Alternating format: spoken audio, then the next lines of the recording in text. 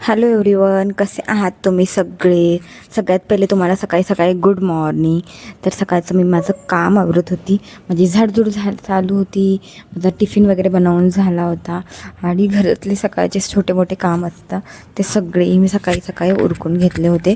आणि त्यानंतर मग मी माझी देवपूजा वगैरे करून घेतली आणि पुण्यात येऊन मला आता 2 दिवस तरी झाले आणि अजूनही मी माझी बॅग पण ओपन करून बघितलेली नव्हते. सो आता ती ओपन केली. त्यात खूप साऱ्या गोष्टी होत्या, सगळ्या अनपॅक वगैरे करायच्या होत्या.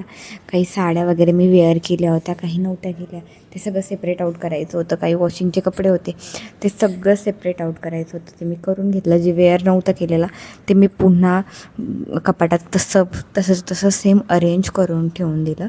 म्हणजे ज्याची प्रेस वगैरे व्यवस्थित होती ते सगळं व्यवस्थित जिथल्या तिथे जागे वेअर केल्या होत्या. सो त्यांनाही मला ऊन वगैरे लावायचं होतं, त्यासाठी त्याही सेपरेट आऊट करत होते मी.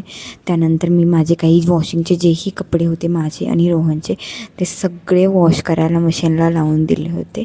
आणि त्यानंतर ज्या काही माझ्या साड्या वगैरे होत्या त्या सगळ्या मी ओपनअप केल्या, थोड्या छोट्या छोट्या घड्या केल्या. आणि ऊन वगैरे तर नव्हतं बाल्कनीत, बट एक हवा खाण्यासाठी मी थोडंसं असं बाहेर टाकून दिलं.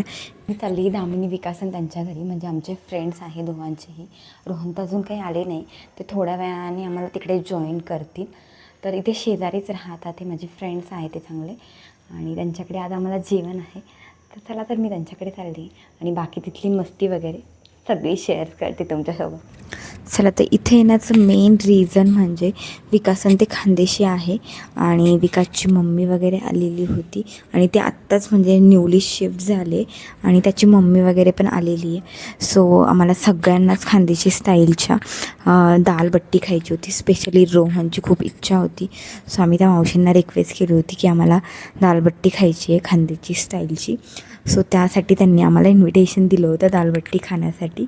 सो त्यांनी अशी दालबट्टी बनवली होती. एक साईड दामिनीने वरण वगैरे बनवलं होतं आणि हे सगळे बाहेर गप्पा वगैरे मारत बसलं होतं.